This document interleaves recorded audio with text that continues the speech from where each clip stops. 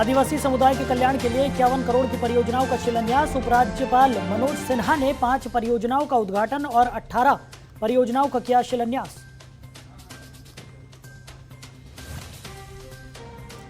पुलवामा में सुरक्षा बलों ने 2 आतंकियों को किया ढेर। सुरक्षा बलों ने पुलिसकर्मी रियाज के हथियारों का किया सफाया। रविवार शाम से ही चल रही थी मुठभेड़।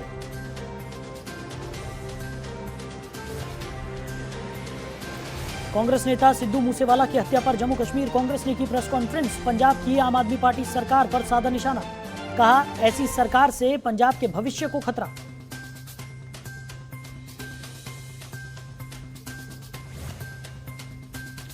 सिद्धू मूसेवाला की हत्या पर यूथ कांग्रेस ने जम्मू में आम आदमी पार्टी कार्यालय के बाहर किया विरोध प्रदर्शन।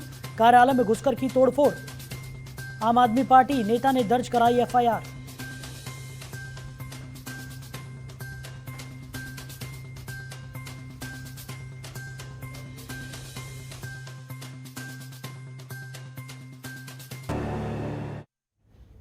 नमस्कार, कश्मीर डायरीज देख रहे हैं आप। मैं हूं आपके साथ साहिल धुरी।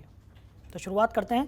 उपराज्यपाल मनोज सिन्हा ने पुलवामा में आदिवासी समुदाय के कल्याण के लिए model tribal transit residential school girl hostel सहित 5 परियोजनाओं का उद्घाटन किया और 18 अन्य परियोजनाओं का शिलान्यास किया। इस दौरान जनता को 51 करोड़ रुपए से ज्यादा की परियोजनाओं की सौगात भी दी।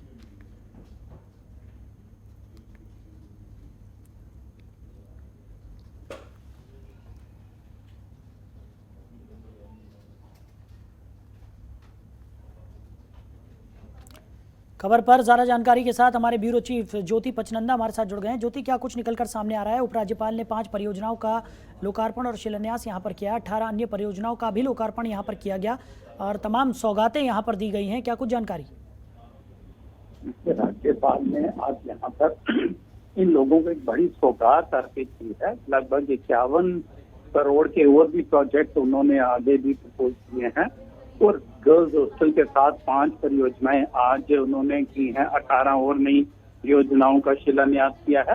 तो कुल मिलाकर उन्होंने जो कहा है कि जो ये जिस तरह ये पिछड़ा वर्ग है उनके लिए अभी तक किसी ने कुछ नहीं किया था और इनके जो शासन में जब से इनकी सरकार है वहां पर ये लगातार उनके लोगों के लिए प्रयास कर रहे हैं, ताकि पहली जो सरकारें थी वो भेदभाव की नीतियां अपनाती थी और अब उन्होंने इनको बिल्कुल आगे सबके साथ सम्मिलित होने के लिए जो कदम उठाए हैं वो लगातार ऐसे प्रयास आगे भी चलते रहेंगे।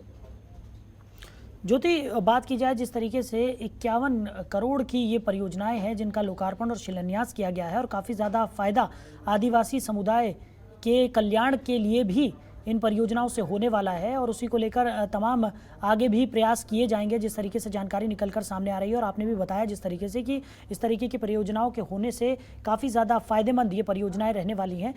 तो आने वाले समय में और क्या कुछ देखने को मिल सकता है और राज्यपाल का इन पूरी परियोजनाओं को लेकर क्या कुछ कहना था? राज्यपाल जिस तरह ग्रास रूट से चल रहे, जो मेरा अनुभव कह रहा है, उन्होंने उन लोगों को जरूर प्रभावित किया है जो दूर दराज के क्षेत्र हैं, जिनकी उन्नति प्रगति में कई बाधाएं सामने आ रही थी। पिछली सरकारें उनका साथ नहीं दे रही थी या उनको सुनने में, उनको जो अपनी शिकायतें थी या उनको आगे बढ़ने में कठिनाइयां आ रही थी।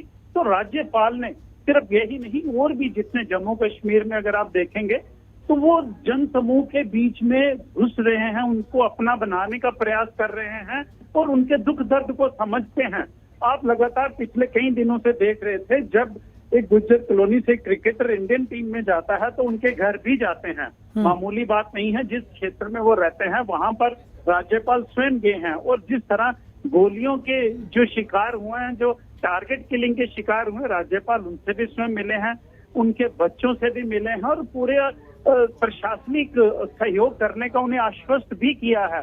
तो इसी तरह अब जिस तरह ये पिछड़ी जातियों के लिए ये जिस तरह के आज उन्होंने ये लोकार्पण किया है या 51 करोड़ के लिए उन्होंने जो आगे के प्रोजेक्ट्स उनके लिए दिए हैं, निसंदेह वो चाहते हैं कि इस तरह के वर्ग को आगे आना चाहिए ताकि उनमें कोई भेदभाव ना रहे। तो ये एक बड़ा सराहनीय कदम भी है जिसको वहां पर हर लोग तारीफ भी कर रहे हैं, अप्रिशिएट भी कर रहे हैं।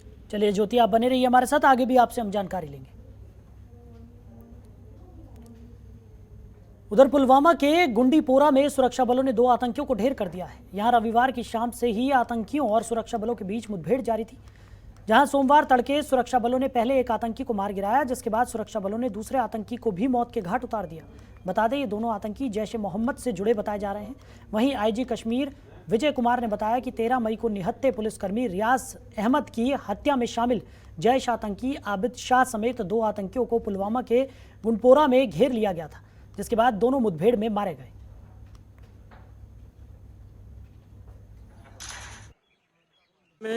पुलिस को खबर मिली थी कि जैश मोहम्मद के 2 लोकल टेररिस्ट छिपे हुए हैं।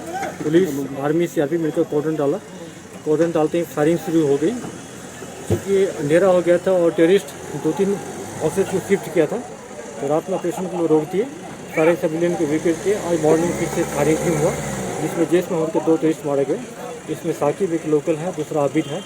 ये दोनों हमारे एक पुलिस वाले जो कांस्टेबल रियाज साहब थे, उसको 13 मई को अटैक करके उसको मार दिया था। तो उसको जस्टिस रियाज साहब को जस्टिस मिला। तो रविवार शाम से ही मुठभेड़ चल रही थी। बता दें, 2 आतंकियों को इस मुठभेड़ के बाद ढेर कर दिया गया है। खबर पर ज़्यादा जानकारी के साथ हमारे ब्यूरो चीफ ज्योति पचनंदा लगातार हमारे साथ बने हुए हैं। ज्योति, क्या कुछ निकलकर सामने आ रहा है? रविवार शाम से ही सुरक्षा बलों और आतंकियों के बीच में ये मुठभेड़ चल रही थी और पुलवामा में सुरक्षा बलों ने 2 आतंकियों को ढेर कर दिया है। साहिल, सुरक्षा बलों को जैसे आईजीपी ने आज कहा है कि उनको इनपुट थी कि 2 जैश ए मोहम्मद के आतंकवादी, यूजुअली ज्यादा जैश ए मोहम्मद में विदेशी मूल के आतंकवादी होते हैं, लेकिन आज जो आतंकवादी मारे गए हैं वो स्थानीय ही हैं। और इनको इनपुट थी कि यहाँ पर जैश ए मोहम्मद के आतंकवादी हैं, लिहाजा उन्होंने कॉर्डन किया। और कल शाम से ही, देर शाम से ही जैसे ही कॉर्डन किया है, तो आतंकवादियों ने इन पर फायरिंग शुरू कर दी। जो कॉर्डन था वो तोड़ने का प्रयास किया, लेकिन इन्होंने, चूंकि वो रेजिडेंशियल एरियाज भी हैं, तो इन्होंने कोई आगे से रिटेलिएट नहीं किया। कॉर्डन अपना बनाए रखा, क्योंकि अंधेरा हो रहा था, तो इन्होंने उनको कहीं भी टारगेट नहीं किया। सिर्फ यही सुनिश्चित किया कि वो निकल के भागने ना पाए। लिहाजा सुबह उन्होंने दोनों आतंकवादियों को मार गिराया है। उनसे काफी असला और गोला बारूद भी बरामद हुआ है। और उन्होंने ये भी बताया है कि जिस तरह जो लड़के हैं, जो युवा हैं, जो आतंकवाद की तरफ ब्रेन वॉश किया जाता है, उनकी तरफ मोड़ा जाता है, तो उनको अब पेरेंट्स भी उनके समझाने का प्रयास करते हैं। उनके पेरेंट्स से अपील भी करते हैं कि वहां से वापस आ जाए। और इन्होंने ये भी कहा है कि जब भी कोई स्थानीय आतंकवादी ट्रैप किए जाते हैं, तो उनको पहले आत्मसमर्पण करने के लिए मौका दिया जाता है। उन्हें कहा जाता है जब वो बिल्कुल पूरी तरह से नहीं मानते, तो ही उनका अगला कदम होता है कि उनको उनके अंजाम तक पहुंचा दिया जाए। और लगातार हमारे यहाँ सुरक्षा बल जिस तरह सफलतापूर्वक आतंकवादियों का नाश करते आ रहे हैं, उनको बिल्कुल पूरी तरह से न्यूट्रलाइज करते आ रहे हैं। निसंदेह सराहनीय कदम है। और सबसे पहले ये भी देखिए कि बिना किसी नुकसान के उन्होंने इस ऑपरेशन को अंजाम दिया। चलिए ज्योति, हमारे साथ जुड़ने के लिए, इस तमाम जानकारी के लिए आपका बहुत शुक्रिया। वहीं यूपीएससी की ओर से आयोजित सिविल सेवा परीक्षा 2021 के अंतिम परिणाम आज घोषित हो गए हैं, जिसमें जम्मू कश्मीर के 3 युवाओं ने अपनी प्रतिभा का परचम लहराया है। पुंछ के मोहम्मद शबीर, डोडा के अंगीत सिंह और भद्रवाह के असरार अहमद किचलू ने सिविल सेवा परीक्षा 2021 को पास करने में सफलता हासिल कर ली है।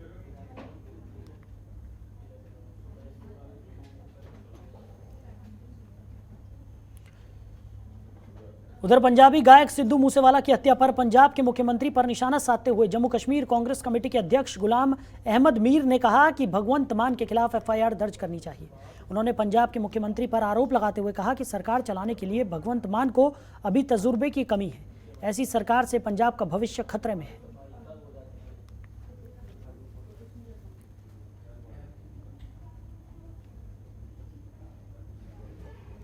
जो पंजाब की स्थिति कश्मीर से पहले खराब थी और जिसकी वजह से वहाँ पर बहुत सारे लोगों को प्रोटेक्शन मिली हुई थी, जो भी पब्लिक इम्पोर्टेंस के लोग हैं, चाहे वो इलेक्टेड नुमाइंदे हैं, चाहे वो डिफरेंट फील्ड में नेशनल इंटरनेशनल पॉपुलैरिटी रखते हैं, उनको सुरक्षा मिली हुई थी।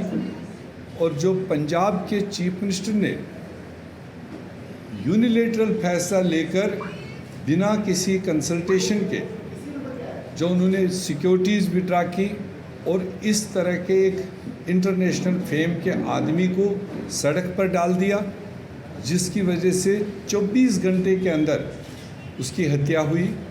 हम डिमांड करते हैं इस हत्या का सीधे murder case Punjab chief minister पर लगना चाहिए, क्योंकि वो अकेला व्यक्ति है। ये स्टेज कलाकारी करना एक अलग कला होती है, मगर किसी सेंसिटिव प्रदेश को चलाना वो एक डिफरेंट महारत मांगता है। वहीं पंजाबी गायक और कांग्रेस नेता सिद्धू मूसेवाला की हत्या को लेकर जम्मू में भी रोष देखने को मिल रहा है। सोमवार को गांधीनगर में कांग्रेस ने आम आदमी पार्टी के कार्यालय का घेराव किया और जोरदार नारेबाजी करते हुए प्रदर्शन किया।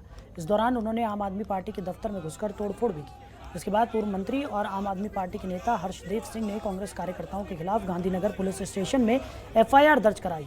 इस दौरान उन्होंने कहा कि प्रदर्शन करना अलग बात है, लेकिन किसी के निजी दफ्तर में घुसकर तोड़फोड़ करना बर्दाश्त नहीं किया जाएगा।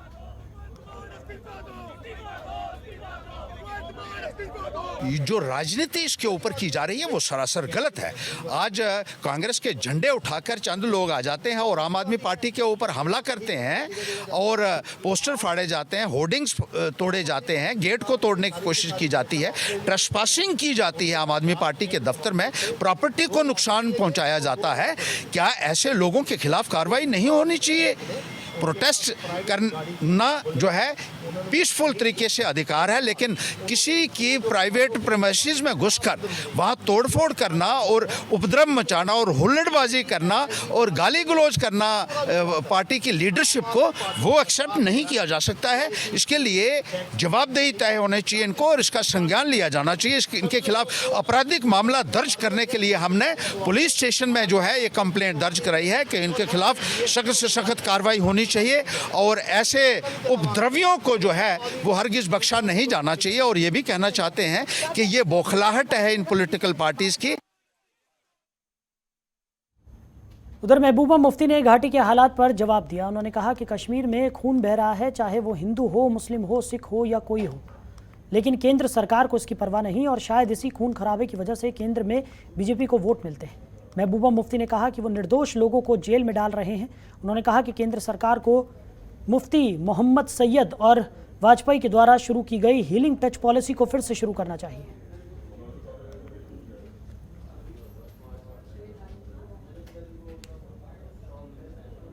भी एनकाउंटर में मारा जाता है तो हर जगह कश्मीरियों का खून बह रहा है, चाहे वो पंडित हो, मुस्लिम हो, हमारा हिंदू हो, हमारा सिख भाई हो, खून खराबा हो रहा है और शायद इस खून खराबे के बलबूते पे बीजेपी को वोट मिलते हों बाकी मुल्क के अंदर कि देखो हम कश्मीर में कितना दबा रहे हैं, कितनों को जेल में डाल रहे हैं, कितनी सख्ती कर रहे हैं, तो उनको उसी पे वोट मिलते हैं। तो उनकी ये पॉलिसी चल रही है और इस पॉलिसी से कुछ होने वाला नहीं है। हमने कितनी बार कोशिश की कि हम इन जातियों के खिलाफ प्रोटेस्ट करें, पर आपको पता है गेट मेरा लॉक हो जाता है। हालांकि कश्मीरी पंडित हमारे जिसको जख्मी किया था उसके घर जाना चाहती थी, जाने नहीं देते हैं। तो हमको इसी माहौल में अपनी जगह निकालनी पड़ेगी, ढूंढनी पड़ेगी और इनके जो नाजायज अज़ाइम है उनको डिफीट करना पड़ेगा। वहीं जम्मू कश्मीर पुलिस ने सीमा की ओर से आ रहे ड्रोन को मार गिराया है। पुलिस के मुताबिक कठुआ जिले के राजबाग थाना क्षेत्र के तल्ली हरिया चक सीमा पार करने से एक ड्रोन को आते देखा गया। इसके साथ ही पुलिस ने बताया कि ड्रोन के साथ एक पेलोड अटैचमेंट भी था। इसकी जांच बम निरोधक दस्ते द्वारा करने पर पेलोड से 7 अंडर बैरल ग्रेनेड लॉन्चर और 7 मैग्नेटिक बम बरामद किए गए। पुलिस के मुताबिक तलाशी दल हर सुबह सामान्य क्षेत्र का दौरा करता है। इसी दौरान पुलिस को ड्रोन आता दिखा, इसको तुरंत मार गिराया गया। फिलहाल इलाके में तलाशी अभियान चलाया जा रहा है।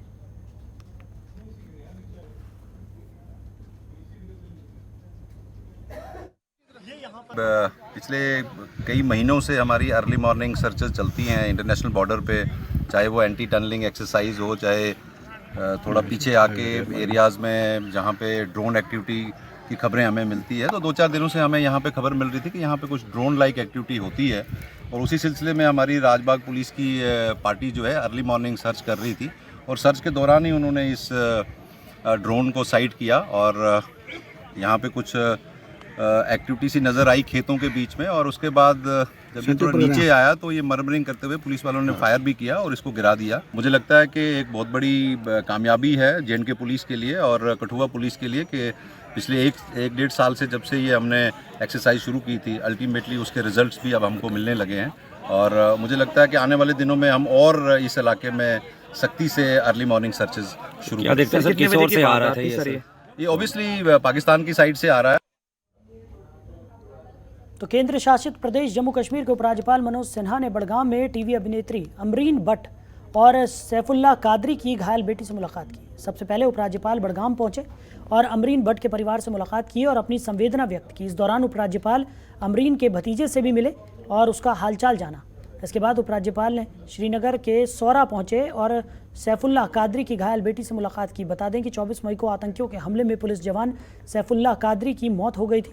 आतंकियों के हमले के दौरान उनकी बेटी ने अपने पिता को बचाने की कोशिश की थी और इस दौरान उसको भी गोली लगी जिसमें वो घायल हो गई थी। फिलहाल बेटी का इलाज श्रीनगर के सौरा में स्थित अस्पताल में चल रहा है।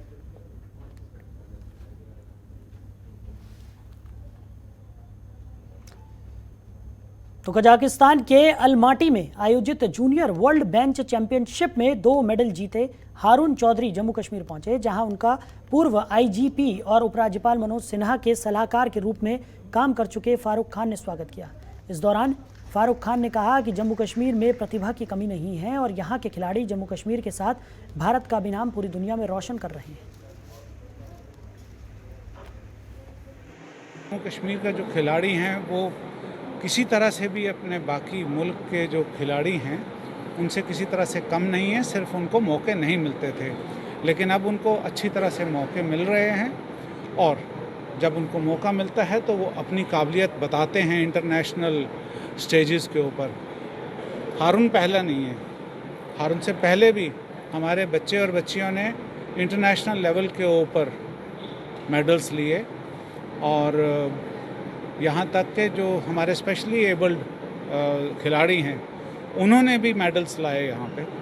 तो ये साफ बताता है कि जम्मू कश्मीर में टैलेंट की कमी नहीं है, अगर कमी थी तो मौक़ों की कमी थी और अब मौके मिल रहे हैं। और हारून जैसे जो नौजवान खिलाड़ी हैं ये बाकी सब जो नौजवान बच्चे जो खेल के शौकीन हैं उनके लिए एक मशले राह बन रहे हैं, उनके लिए एक आइडियल बन रहे हैं। वहीं जम्मू कश्मीर पुलिस के शहीद सब इंस्पेक्टर सरदार दलजीत सिंह अजरोट को सोमवार को उनके शहीदी दिवस पर आरएसपुरा के दलजीत चौक में श्रद्धांजलि अर्पित की गई। बता दें सरकार दलजीत सिंह 1997 में पुंछ के फैजलबाद में आतंकियों से लोहा लेते हुए शहीद हो गए थे, जिसके बाद आरएसपुरा में उनके नाम का चौराहा बनवाया गया था। वहीं सोमवार को आयोजित श्रद्धांजलि समारोह में शहीद दलजीत सिंह के परिवार सहित पुलिस के आला अधिकारी भी मौजूद रहे।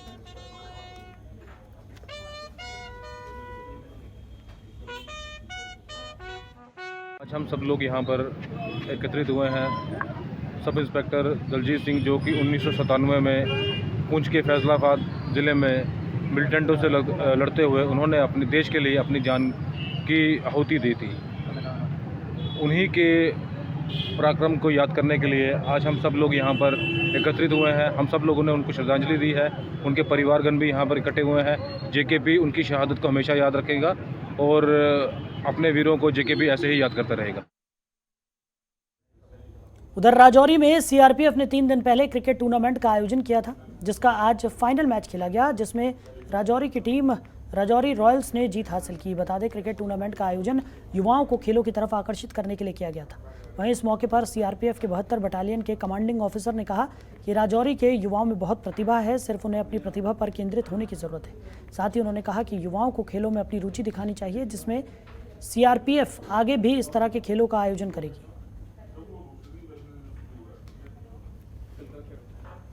ये क्रिकेट टूर्नामेंट जो 28 तारीख को शुरू हुआ था, आज ये फाइनल मैच रहा इनका और उसमें जैसा कि बताया गया है कि अभी मोसेरा 11 और राजौरी के बीच में फाइनल खेला गया था। राजौरी इसमें विजेता टीम रही है। खेलकूद में हार जीत चलती रहती है और एक पक्ष को हारना होता है, एक को जीतना होता है। उसमें हारने वाली टीम को ये नहीं सोचना, हताश नहीं होना है, उसको और मेहनत करना है और फ्यूचर में और मेहनत करके उसको जीतना है। तो हमारी ओर से दोनों टीम को बहुत बहुत बधाई और शुभकामनाएं। कई बार हम कश्मीर में ड्यूटी करते हैं तो वहाँ भी कोच राजौरी की परफॉर्मेंस बहुत अच्छी रहती है। यहाँ की यूथ हमेशा ये किसी भी कार्य में कभी पीछे नहीं रहते हैं। तो मुझे बड़ी खुशी होती है कि आज मेरे के बीच में यहाँ आया और क्रिकेट टूर्नामेंट का आयोजन हुआ। आप सभी जितने भी लोग यहाँ पर उपस्थित हैं, स्पेशली मीडिया कर्मी, इनका भी तहे दिल से शुक्रिया अदा करना चाहूँगा। तो ऑल जम्मू कश्मीर स्वयंसेवी सेवानिवृत्त कर्मचारी संघ ने जम्मू के प्रेस क्लब के बाहर प्रदर्शन किया है और ये धरना वीआरएस यूनियन के अध्यक्ष देवराज बाली के नेतृत्व में किया गया, जिसमें प्रदर्शनकारियों ने आरटीसी प्रबंधन और परिवहन प्राधिकरण के उच्च अधिकारियों के अड़ियल रवैये की आलोचना की और उपराज्यपाल और मुख्य सचिव से उनकी मांगों को संज्ञान में लेने की अपील भी की।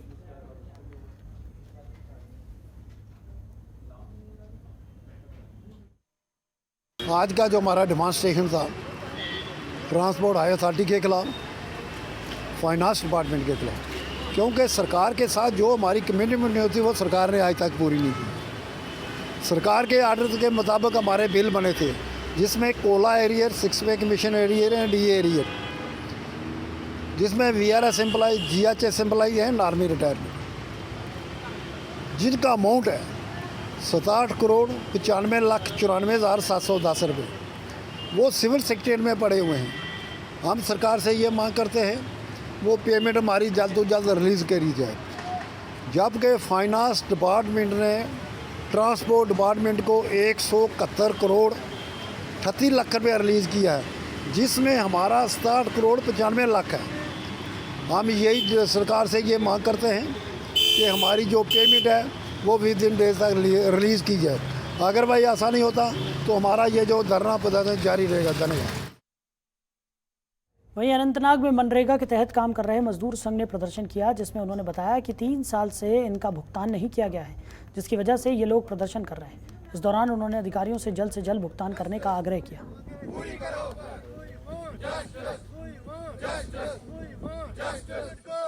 हमारे मुश्किलात है वो मुश्किलात से हम बहुत 2-4 हुए हैं यहाँ पे। हमारी जो सबसे बड़ी है मतलब 2017-18 की जो पेमेंट हमें फंसी हुई है, उससे हमें बहुत ही मुश्किलात का सामना करना पड़ता है। हमने वेंडर्स जो थे, हमने किसी ने सीमेंट दिया है, किसी ने बाजरी दिया है, किसी ने रेत दिया है, किसी ने ईंट दिए है, मतलब किसी ने बैंक से लोन लेके वो मटेरियल सप्लाई किया था ब्लॉक से, मगर बदकिस्मती से अभी तक उसका जो मटेरियल पेमेंट है वो वागुजार नहीं की गई है। आप चाहते क्या है सर? जी, हम यही कहना चाहते हैं कि जो हमारी मटेरियल पेमेंट है जो 17-18 और 21-22 की जो है वो मेहरबानी करके जो भी मटेरियल पेमेंट पेंडिंग पिछले सालों से पड़ी है वो वागुजार किया जाए। वहीं जम्मू कश्मीर के सांबा में सोमवार सुबह हुई बारिश की वजह से अचानक 11 बजे प्रमंडल में बाढ़ जैसे हालात हो गए, जिससे जनजीवन अस्त व्यस्त हो गया। बाढ़ में कई लोग बह गए और गाड़ियां भी फंस गई। वहीं पुलिस ने मौके पर पहुंचकर बचाव अभियान चलाया, जिसके बाद सभी लोगों को सुरक्षित बचा लिया गया।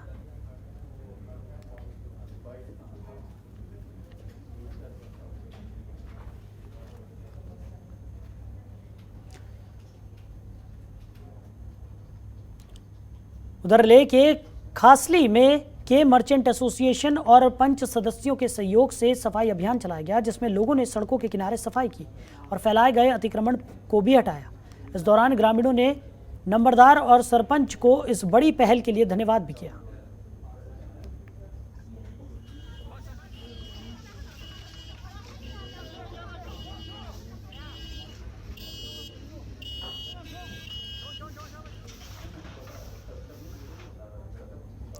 रामबन के सनासर में बकरियां चराने को लेकर विवाद हो गया, जिसमें 2 पक्षों में मारपीट हो गई, जिसमें एक पक्ष की 8 महिलाओं सहित 12 लोग घायल हो गए, जिसके बाद हमलावर पक्ष वहां से फरार हो गए।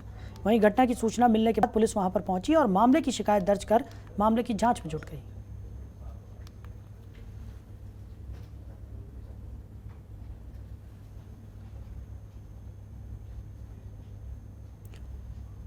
उधर पुंछ जिले में जम्मू कश्मीर कला, संस्कृति और भाषा अकेडमी की तरफ से जिला प्रशासन के सहयोग से 2 दिवसीय सांस्कृतिक और शिल्प उत्सव का आयोजन किया गया। कार्यक्रम का आयोजन कृष्णचंद्र स्मृति डिग्री कॉलेज में मैदान में हुआ। इसका उद्घाटन उपायुक्त इंद्रजीत ने किया। कार्यक्रम में पडर से कुड नृत्य नाट्य रूप द्वारा, डोगरी नृत्य सदाकत अली द्वारा, गोजरी नृत्य सोनी म्यूजिकल ग्रुप के महेंद्र सोनी ने पंजाबी गीत, मोहम्मद ने गोजरी गीत की प्रस्तुति दी। कार्यक्रम में पहले दिन का समापन निहंग सिंगों द्वारा गटका की प्रस्तुति से हुआ, जिसके बाद सभी को मंत्रमुग्ध पाया गया और दर्शकों और स्थानीय लोगों के बीच निकटता लाने और सांस्कृतिक जागरूकता फैलाने के लिए उत्सव के दौरान स्थानीय लोक संगीत नृत्य रूपों को प्रदर्शित भी किया गया। यहाँ पे पहली बार परफॉर्मेंस है और हम Jammu and Kashmir academy of art culture and language से बिलोंग करते हैं। यहाँ पे अभी श्रीनगर से शीन कल्चर ग्रुप को हम रिप्रेजेंट कर रहे हैं और बहुत अच्छा लग रहा है। यहाँ की एडमिनिस्ट्रेशन, यहाँ के लोग बहुत ही सपोर्टिव है, बहुत अच्छा लग रहा है और यहाँ पे हर स्टेट से कल्चरल रिप्रेजेंटेशन हो रही है and that is a kind of peace and brotherhood message for all over the world. यहाँ पे परफॉर्म करने में पहली बार मौका मिला, तो एज़ कम्पेयर टू जो कश्मीर में हालात इस टाइम पे चल रही है, तो जो भी आर्टिस्ट है इस टाइम पे डर लगता है बाहर निकलने में भी, लेकिन हमें खुद भी नहीं ये पता है कि ऐसा हमारे साथ क्यों हो रहा है। बट स्टिल ये तो हमें किसी पे ब्लेम भी नहीं चढ़ा सकते, ये पता भी नहीं है कहाँ से क्या हो रहा है, ये किसी की चाल है, क्या है क्या नहीं है, ये तो हम नहीं बता सकते, बट हम सिक्योर नहीं है। इस मयार का प्रोग्राम पुंछ में करना हमारे लिए मुश्किल है, उस एतबार से कि एक तो वसाइल उतने नहीं होते हैं यहाँ, और दूसरा गाड़ी का और वहाँ से आना और आर्टिस्टों को यहाँ लाना। लेकिन ये हम शुक्रिया अदा करते हैं गवर्नमेंट ऑफ इंडिया का कि आपने हिंदुस्तान के आखिरी ज़िले को तरजीह दी है, बॉर्डर डिस्ट्रिक्ट है ये, उसको आपने तरजीह दी है। और ख़ास करके इस किस्म की एक्टिविटी जिसका मकसद ये है कि अपने तहजीबी और सकाफ़ती विरसे की साम संभाल, हमारी ज़बानों की साम संभाल, हमारे कल्चर की, हमारे सकाफ़त की, हमारी तहजीब की और हमारा जो आर्ट है उसकी साम संभाल, और हमारी नई नस्ल को ये बताना कि हमारा तहजीबी विरसा ये है। तो फिलहाल इस बुलेटिन में मेरे साथ इतना ही। आप बने रहिए और देखते रहिए जनतंत्र टीवी। नमस्कार। खबरों के निष्पक्ष विश्लेषण के लिए सब्सक्राइब करें Janatantra TV and press the bell icon. Never miss any update.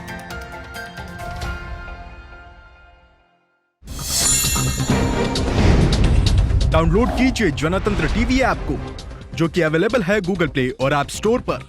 अधिक जानकारी के लिए अभी डाउनलोड करें।